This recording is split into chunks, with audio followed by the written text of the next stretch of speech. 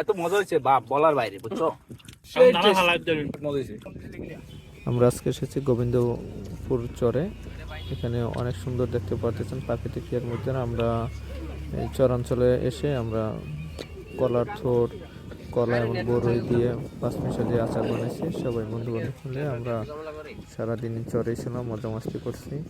আপনারা দেখতে পাচ্ছেন কত সুন্দর ভিউতে বসে খাবার মজাই অন্যরকম।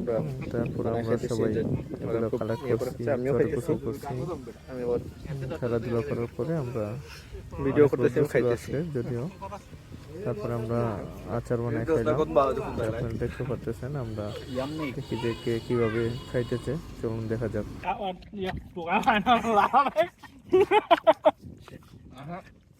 এটা বাগাগরা বারান ধরে দিল। এটা লাভা দিস নাকি ওই গড়ি আনাও না রয়ে গেছে। তুতা লাগতো তুতা। এই করলে এটারও একটা মত আনার ওই সময় দানা সব মুখে পড়তো। সেই দানা taste। হালাই দেবেন। আলহামদুলিল্লাহ অসাধারণ, অনেক মজা হয়েছে। অনেক মজা হয়েছে। তো জায়গায় দিও, এত মজা হয়েছে বাপ বলার বাইরে, বুঝছো? জয় বাংলা। সেই সাথ এই শালা এ বন্ধ করে কাট। জয় বাংলা।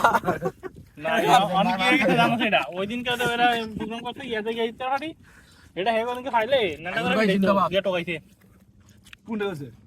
এই তো